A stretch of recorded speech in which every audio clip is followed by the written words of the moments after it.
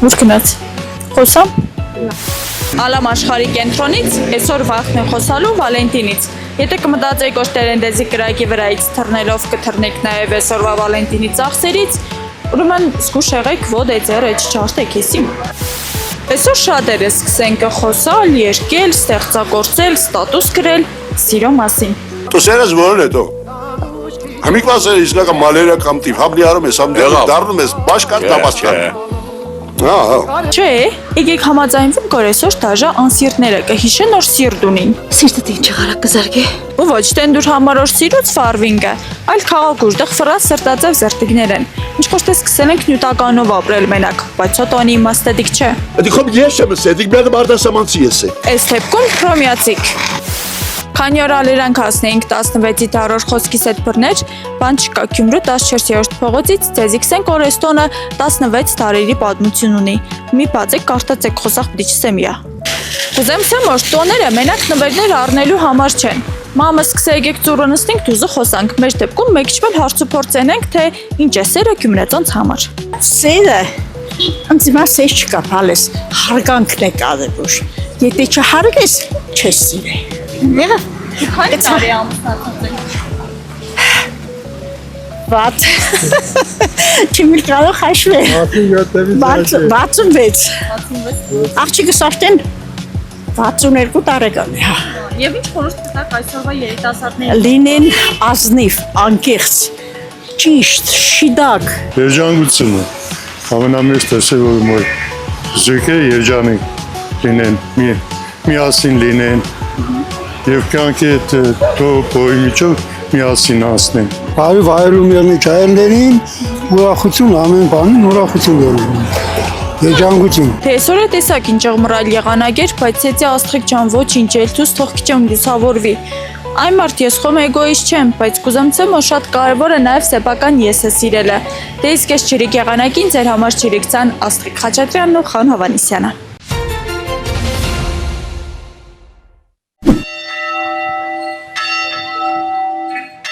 Տյառնընթառաջը տիրոջ ընթառաջ գնալու հրավեր է բոլորին։ Հայ առաքելական Սուրբ եկեղեցին ամեն տարի փետրվարի 14-ին Քրիստոսի Սուրբ ծնունդից 40 օր հետո նշում է Մանուկ Հիսուսին տաճար ընծայաբերելու տոնը՝ Տյառնընթառաջը։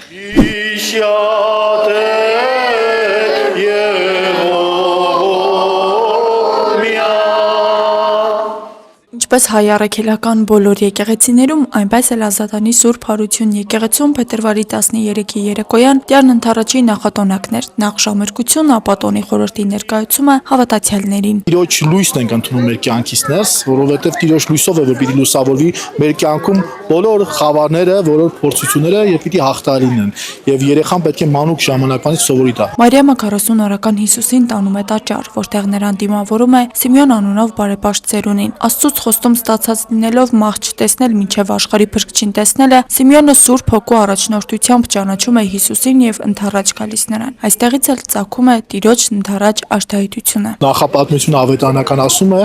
որ պետք է Տիրոջ ընթառաջ գնանք եւ մեր Տիրոջ Մանուկ Հիսուսի օրինակով, հա, փոքրուց պետք է մեր երեխաներին տանենք Տիրոջն ընթառաջ։ Երեխաները փոքրուց պիտի սովորեն, հա, մոր որովայնից պիտի սովորեն, գնան Տիրոջն ընթառաջ, որպեսզի Տիրոջ ընթառաջ երբ որ գնում ենք, ինչպես ասում է Մարգարեության մեջ Երեմիայի, մոտեցեք Աստծուն եւ Աստված կմերձենա մեզ։ Աստված ավելում է մերձենում է մեզ եւ իրականության մեջ մեր կյանքի ուղին ուղենշվում է Աստծով, Աստծո պահպանության ներքո։ Անդաստանի արարողությանը հաջորդում է Մոմերի օրհնության արարողությունը։ Եկեղեցու կանթեղներից վերցրած կրակով եկեղեցիների բակերում վառվում են խարույկներ իբրև Քրիստոսի լույսի խորհրդանիշ։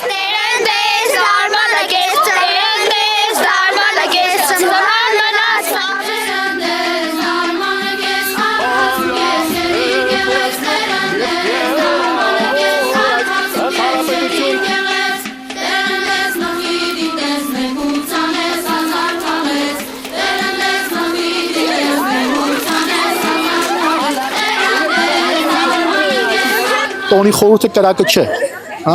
Այդ տոնի խորհուրդը Տիրոջ ընթառաջ գնալ, Տիրոջ լույսով լուսավորվել եւ այդ լույսից է ինչու՞ չէ կրակը վառել եւ տանել եւ որպես ջերմության խորհրդանիշ։ Եվ մանավանդ, այսինքն մեզ հայերիս համար կրակը, որ մենք օջախ ենք ասում, ընտանիքի խորհրդանիշն է նաև, հա։ Օջախ ենք ասում ենք ընտանիքին, չէ՞, այդ ջերմությունը ամփոփված լինի նաև Քրիստոսով, մեր Տեր Հիսուս Քրիստոսով։ Գարեգին Բ.Ամենայն հայոց կաթողիկոսի տնօրինությամբ Տերնընթարաճի պատարագից հետո հայոց եկեղեցիներում տեղի է ունենում նորապսակների օրհնության քարք։ Իրականության մեջ նորից եւս մեկ անգամ օրնվում են նորապսակները, ովքեր պսակվել են, հա, եկեղեցով, պսակի խորհրդով մեկ են դարձել, իրենց օրնում ենք, որպեսզի իրենք այդ նոր իրենց առաջի քայլերը կատարող կարևոր ինստիտուտի ընտանիքի մեջ, հա, Տիրոջ օրհնությունը անպակաս դարձնեն։ Եվ այդ օրհնությամբ կարողանան հաղթարել կյանքի բոլոր փորձությունները։ Դարերով պահպանված եկեղեցական ու ժողովրդական ավանդույթները այսօր էլ միավորում են հավատացյալներին աղոթքի եւ օրհնության շուրջ, այսպիսով պահպանելով տոնի կենսունակությունը։ Աստղիկ Խաչատրյան, Խանով Անիսյան, այսօր։ Վարչապետ Նիկոլ Փաշինյանն ընդունել է Հայաստանում Իրանի Իսլամական Հանրապետության նորանշանակ արտակարգ եւ լիազոր դեսպան Խալիլ Շիրղոլամիին։ Վարչապետը շնորհավորել է վերջինիս դեսպանի պաշտոնը ստանձնելու առիթով եւ կարեւորել Իրանի հետ հարաբերությունների հետեւողական զարգացումը։ Նիկոլ Փաշինյանն ընդգծել է, որ Հայաստան-Իրան հարաբերություններում առկա է աննախադեպ դինամիկա, ինչը պայմանավորված է նաեւ նրանով, որ երկու երկրները միմյանց կապվում են բնական շահերով։ Երկրի ղեկավարը հույս է հայտնել, որ Խալիլ Շիրղոլամիի գործունեության ընթացքում կողմերին կհաջողվի համագործակցությունն էլ ավելի խորացնել եւ ընդլայնել բոլոր ոլորտներում։ Դեսպանը շնորհակալություն է հայտնել հյուրընկալության համար եւ վարչապետին փոխանցել Իրանի Իսլամական Հանրապետության նախագահ Մասուդ Փեզեշքյանի ջերմ ողջույնները։ Խալիլ Շիրղոլամին շեշտել է երկու ժողովուրդների միջև բազմադարյա սերտ կապերի փաստը, որի վրա հիմնված է Հայաստանի եւ Իրանի միջև փոխվստահության բարձր մակարդակը։ Դեսպանի խոսքով Իրանը ողջունում է խաղաղությանը միտված Հայաստանի վարչապետի քաղաքականությունը, ինչը նպաստում է տարածաշրջանի զարգացմանն ու առաջընթացին։ Խալիլ Շիրղոլամին շեշտել է, զարգացած Հայաստանը նախանշված է Իրանի ռազմավարական քաղաքականության հիմքում եւ իրենք առաջնորդվում են այդ սկզբունքով։ Հաջորդիվ զրուցակիցները քննարկել են տարբեր ոլորտներում Հայաստան-Իրան փոխգործակցությանը վերաբերող հարցեր, անդրադարձ կատարել համատեղ ծրագրերի ընթացքին։ Տարածաշրջանային հաղորդուղիների ապաշրջափակման եւ առևտրատնտեսական հարաբերությունների խթանման համատեքստում կողմերը կարևորել են երկու երկրների միջև երկաթուղային կապի ապահովմանն ուղղված քայլերը, ինչը կարող է դառնալ ավելի լայն կապերի հաստատման մաս։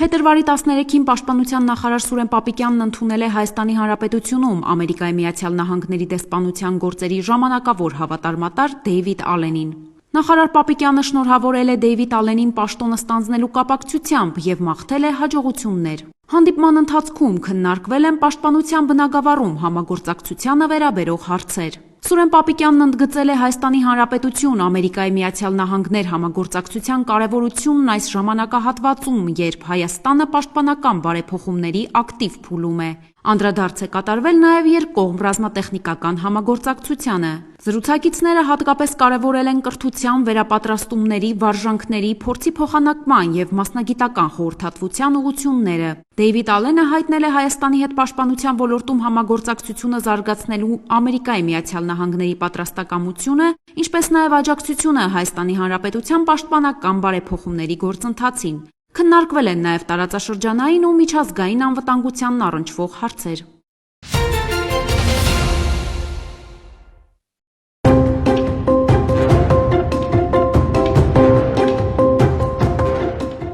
«2026 թվականի հունվարի 1-ից ուժի մեջ է մտել Հայաստանի Հանրապետության կառավարության որոշումը առողջապահության համընդհանուր ապահովագրության համակարգի վերաբերյալ։ Առաջին փուլի մեկնարկը տրված է, ներառվել են առավել խոցելի մինչև 18 տարեկան, 65-ից բարձր տարիքային խմբերը, հաշմանդամները, անապահովության կարգավիճակում հատուկ սոցիալական խմբերում ընդգրկված քաղաքացիները։ Ապահովագրությունից հետո բաժանմունքում բուժվող թե կոնսերվատիվ թե վիրահատական, որը մեծ մասնակազմում վիրահատական բուժումը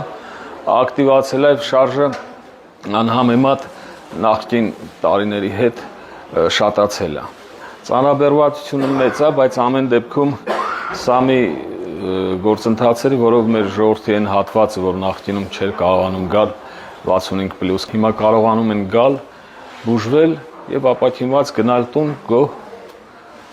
եւ առողջ։ Այո, գոհ եմ, օգնեց, ոնց շոկնեց։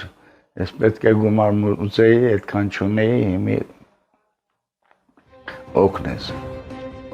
Արտաշատի բժշկական կենտրոնի կազմում գործող պոլիկլինիկայում առողջապահության համընդհանուր ապահովագրության ծրագրի շրջանակում ամեն օր հետազոտվում եւ ամբուլատոր բուժում են ստանում բազմաթիվ բուժառուներ։ Օրինակ ասենք, այնց մարդիկ կան, որ հնարավորություն չունեն գնան բուժվեն, ծախսի հետ կապված բաներ են, ֆինանսների հետ կապված։ Իսկ այս ծրագրից ոչ թե մենակ ես եմ գո, բոլորն են գո։ Հունվար ամսին կարելի ասել մեր պոլիկլինիկայի այցելությունները կրկնապատկվել են։ Ներդրվում է հերթերի կառավարման համակարգ, որը դեռևս աշխատանքային փուլում է։ Հուսով ենք աշխատանքները կարգավորելուց հետո ամեն ինչը կընթանա իր բնականon հունով։ Համակարգը կարգավորում է բժիշկ-բուժառու հարաբերությունը, նվազագույնի է հասցնում նախկինում առկա ֆինանսական գործոնների բացասական ազդեցությունը, ինչպես բուժառուի, այնպես էլ բուժանձնակազմի վրա, հնարավորություն է տալիս բուժառուներին առանց խուճապի եւ առանց հերթերի օգտվել բժշկական ծառայություններից։ Առողջության համընդհանուր ապահովագրության համակարգի ներդրումից հետո Արտաշատի բժշկական կենտրոնում էապես բարձրացել է բուժառուների այցելությունների թիվը, այսպես մատուցված ծառայությունների քանակը հունվար ամսվա կտրվածքով 1504, որից պոլիկլինիկական ուղղակում 456, հիվանդանոցում ստացիոնար 421 եւ արտահիվանդանոցային բուժօգնության ուղղակում 627 դեպք են ունեցել։ Աճել են ընդհանուր վիրահատական դեպքերը 71 վիրաբուժական, ընդհանուր վիրաբուժական, 46 վնասվածքաբանական եւ 37 ուրոլոգիական վիրահատություն են ունեցել, ընդհանուր առմամբ 860 վիրահատություն է կատարել, որը աննախադեպ բարձր թիվ է։ Տնօրինությունը ջանքեր չի խնայում, որպեսզի յուրաքանչյուր բուժառու մեր բժշկական կենտրոնից հեռանա առողջացած եւ բարձր գոհունակությամբ։ Ոլորտի պատասխանատուները վստահեցնում են, որ տեխնիկապես վերազինված բժշկական կենտրոնում քաղաքացիները կհետազոտվեն հավուր պատշաճի։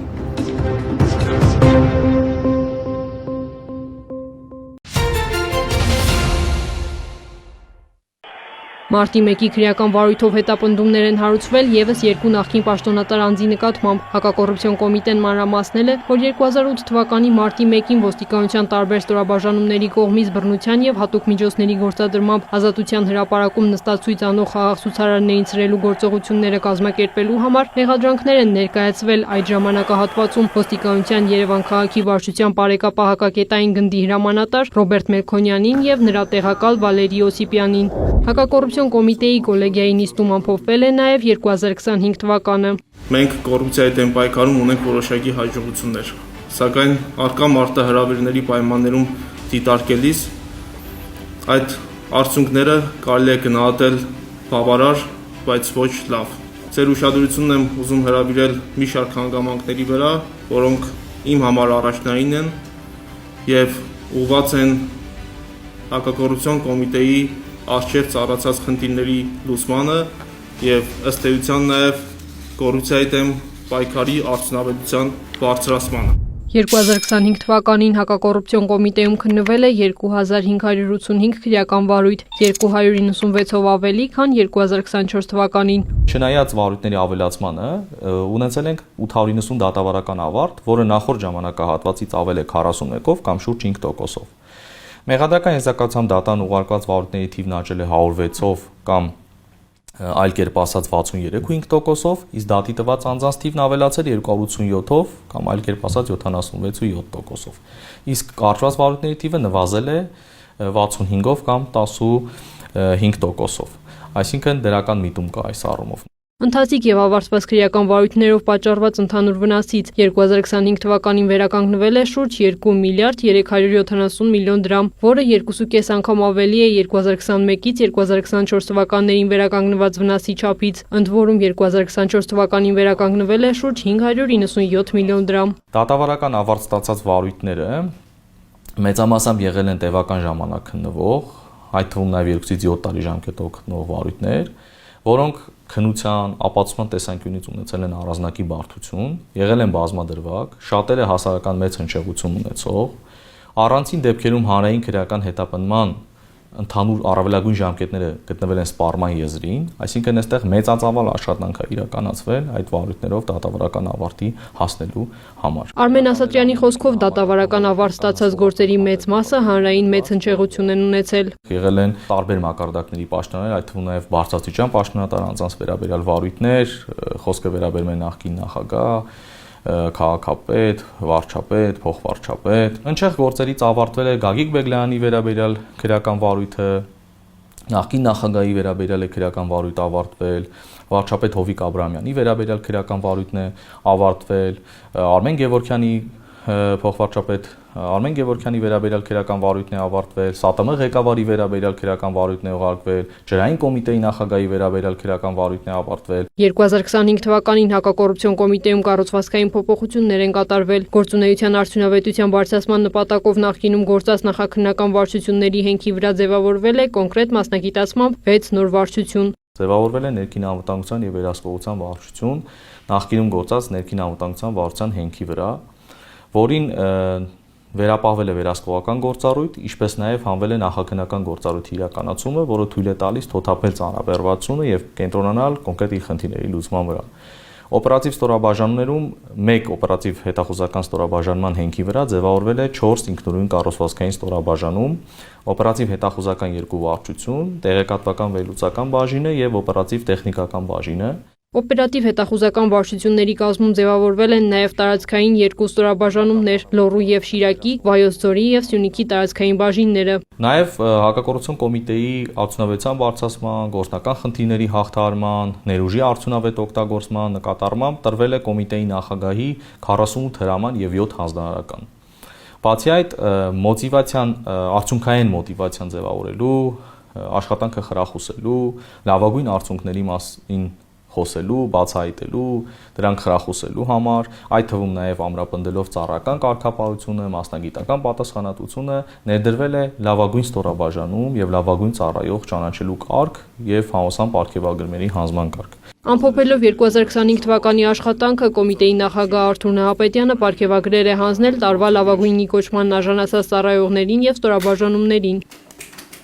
Ծառայում եմ Հայաստանի Հանրապետությանը։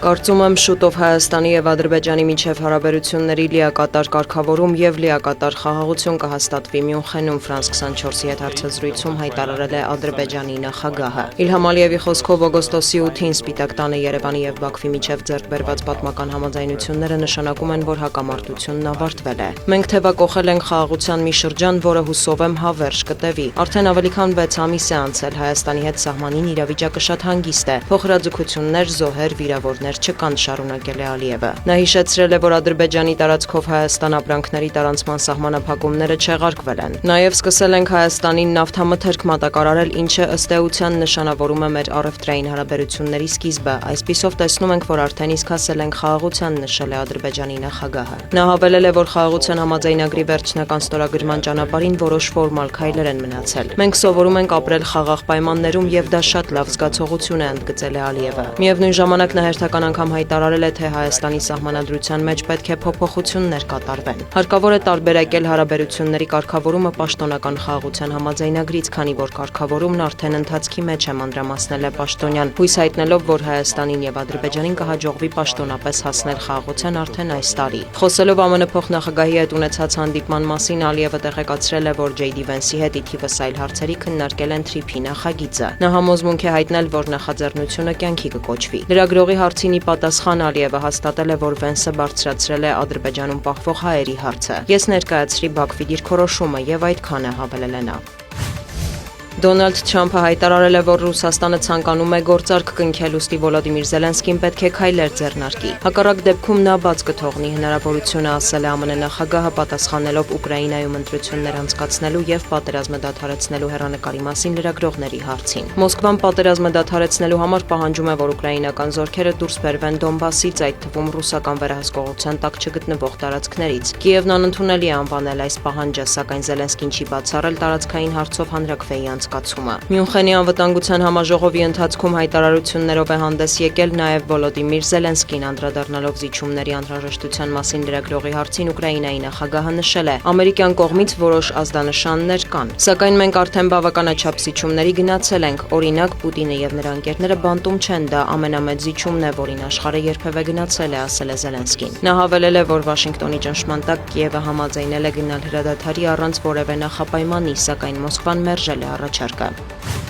Էմանուել Մակրոնը Մյունխենում հայտարարել է Ռուսաստանի հետ ուղիղ շփումներ սկսելու անհրաժեշտության մասին։ Ֆրանսիայի նախագահը համոզված է, որ Եվրոպան պետք է ուժեղ դիրքում լինի ապագայում Մոսկվայի հետ բանակցելու համար։ Ուստի հարկավոր է ակտիվորեն զարգացնել պաշտպանական ոլորտը, մասնավորապես հեռահար համակարգերը։ Մակրոնի խոսքով Եվրոպան դեռ կբախվի Ռուսաստանի ագրեսիային, նույնիսկ եթե ռուս-ուկրաինական պատերազմն ավարտվի։ Խաղաղության համաձայնագրի կնքումից հետո Եվրոպան պետք է Ռուսաստանի հետ համակեցության կանոններ սահմանի, էսկալացիայի ռիսկը սահմանափակելու համար, շեշտել է Ֆրանսիայի նախագահը։ Գերմանիայի կանցլերը համակարծիք չէ, Եվրոպան չպետք է բանակցություններ վարի Ռուսաստանի հետ, ինչպես դա անում է Միացյալ Նահանգները։ Ֆրիդրիխ Մերցի կարծիքով ներկայում դա իմաստ չունի, քանի որ Մոսկվան լուրջ տրամադրվածություն չի ցուցաբերում։ Պատերազմը կավարտվի միայն այն ժամանակ, երբ Ռուսաստանը ուժասպառ լինի, ընդգծել է կանցլերը։ Նրա համոզմամբ դրան հասնելու համար Միացյալ Նահանգները, Եվրոպան եւ Ուկրաինան պետք է համատեղեն ջանքերը։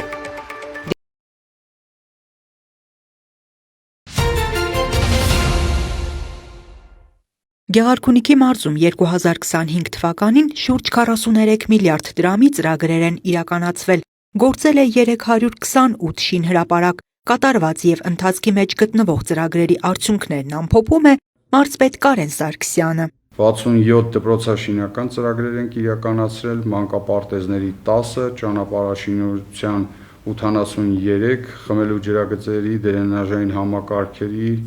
կոյուղատարերի կառուցում 82 ծրագիր, գազատարեր 4 ծրագիր, լուսավորության ցանցի անցկացում 35 ծրագիր, ամբուլատորիաների կառուցում, վերանորոգում 5 ծրագիր, հասարակական նշանակության շենքշինությունների, դրանք են մշակույթի տներ, հանդիսությունների, սրահների վերանորոգում, գույքի ձեռքբերում 7 ծրագիր, նաև կանգառների ձեռքբերում, նորից գույքի ձեռքբերման 20 ծրագիր եւ 11 բազմաբնակարան բնակելի շենքերի տանիքների հիմնանորոգում ենք իրականացրել եւ 2 ծրագիր, մեկը Գավառի շատրվանային համակարգի տեղադրում եւ միացման ծրագիրն է, մյուսը Ճամբարակ խոշորացված համայնքում հուշարձան քանդակի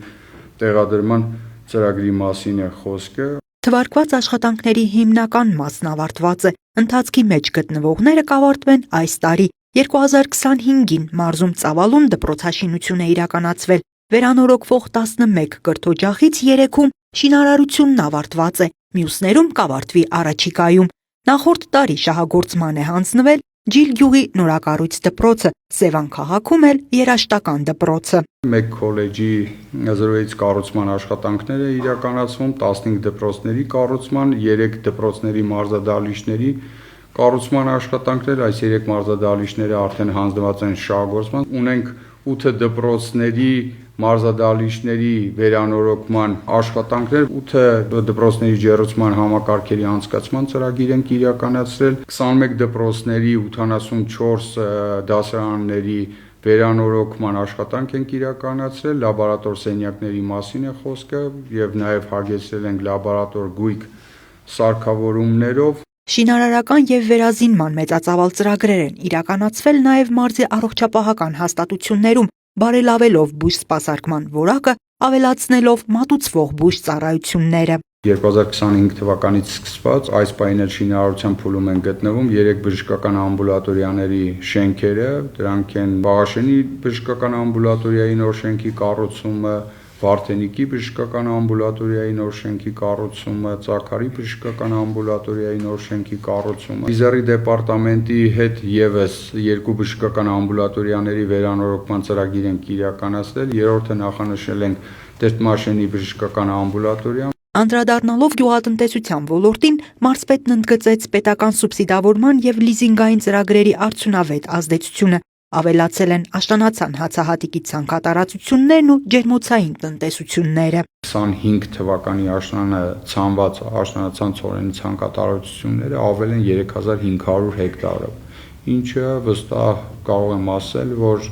բավականին լավ արդյունք է տալի նախորդ տարիների մեր ունեցած փորձը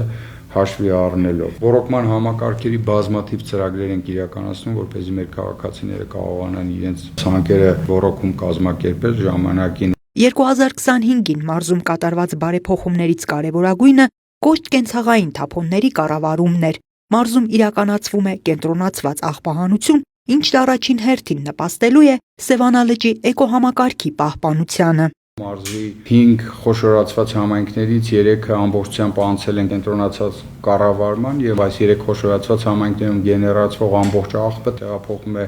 Կոտայքի մարզի աղբավայր։ Առաջիկա ամիսներին Մարտունի խոշորացված համայնքը եւս կանցնի կենցաղային թափոնների կառավարման կենտրոնի կողմից սպասարկման եւ նրանից հետո Վարդենիս խոշորացված համայնքը եւս։ Մարզպետն անդրադարձավ նաև մարզի տարածքում կայուն ուղևորափոխադրումներին, տեղեկացնելով, որ 2025 թվականի վերջին հայտարարված մրցույթով արդեն հայտնի են Սևան, Ճամբարակ եւ Գավառ համայնքներում հաղթող ճանաչված կազմակերպությունները, իսկ Մարտունի եւ Վարդենիս համայնքներում ուղևորափոխադրում կիրականացնեն համայնքային ընկերությունները։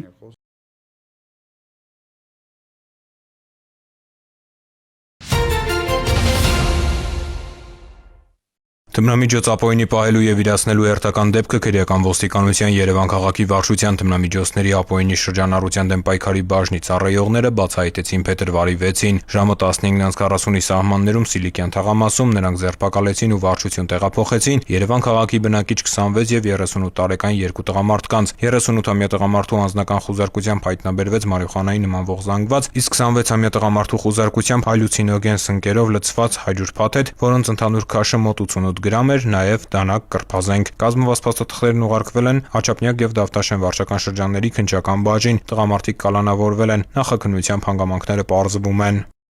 Ծանուցում հանցագործության համար մեղադրվողը համարվում է անմեղ, քանի դեռ նրա մեղավորությունն ապացուցված չէ քրեական դատավարության օրենսգրքով սահմանված կարգով, դատարանի օրինական ուժի մեջ մտած դատավճռով։ Բնակարանային գողության մասին հաղորդումը ոստիկանության Շիրակի մարզի օպերատիվ կառավարման կենտրոնում ստացվել էր դեռևս անցած տարվա նոյեմբերի 28-ին։ Գյումրիի Շիրակացու փողոցում գտնվող տնակից գողացել էին հեռուստացույց եւ կենցաղային իրեր։ Մեկնել էր քրեական ոստիկանության Շիրակի մարզային վարչության օպերատիվ խումբը։ Նախաձեռնված քրեական վարույթի շրջանակում իրականացվել էին անհրաժեշտ գործողություններ։ Փետրվարի 3-ին ստացվեց հավաստի տեղեկություն, որ բնակարանային գողությունը կատարել են 23-24 տարեկան գյումրեցի երկու երիտասարդներ։ Պարզվեց նաեւ, որ նրանք հեռուստացույցը վաճառել են 31-ամյա համակարգացուն։ Նույն օրը Գյումրիի Խրիմյան հայրիկի խճուղում կասկածվողներից մեկը ձերբակալվեց։ Նա խոստովանեց, որ տեխնիկական միջոցի գործադրմամբ դռնով մտել են հիշյալ տնակ եւ գողոնով հեռացել պատուհանից։ Գողոնը հայտնաբերվել է, հանգամանքները նախաքննությամբ պարզվում են։ Մի բնակարանային գողություն էլ Շիրակի քրեական ոստիկանները բացահայտեցին փետրվարի 5-ին։ Այս դեպքում հանցանքը կատարվել էր հունվարի 29-ին։ Մեկնած օպերատիվ խումբը պարզել էր, որ առավոտյան ժամը 9-ից 14 ընկած ժամանակահատվածում հարմարեցված բանալիով բացել են Գյումրիի Կիրակոսյան փողոցում գտնվող բնակարանի դուռը եւ գողացել ոսկյա զարդեր, ժամացույցներ ու 1900 եվրո։ Նախաձեռնվեց քրեական վարույթ։ Շիրակի քրեական ոստիկանների եւ քրեական ոստիկանության գլխավոր վարչության ծառայողների համատեղ միջոցառման արդյունքում ստացվեց տեղեկություն, որ գողությունը կատարել են Արարատի մարզի Արևշատ գյուղի բնակիչ 50 եւ Մայրաքաղաքի Բաշինջաղյան փողոցի բնակիչ 36-ամյա երկու տղամարդիկ։ Պարզվեց նաեւ, որ նրանք դեպքի վայր են ժամանել 50-ամյա տղամարդու վարած Nissan Magnus-ի մեքենայով։ Փետրվարի 5-ին 50-ամյա Արևշատցին հայտնաբերվեց, ձերբակալվեց, իսկ փետրվարի 7-ին Մայրաքաղաքի Բաշինջաղյան փողոցի իր տանը ձերբակալվեց նաեւ 36-ամյա տղամարդը։ Երկուսի նկատմամբ էլ խափանման միջոց է կիրառվել կալանքը, նախաքննությունը շարունակվում է։ Ծանուցում հանցագործության համար մեղադրվողը համարվում է անմեղ, քանի դեռ նրա մեղավորությունն ապացուցված չէ քրեական դատավարության օրենսգրքով սահմանված կարգով, դատարանի օրինական ուժի մեջ մտած դատավճռով։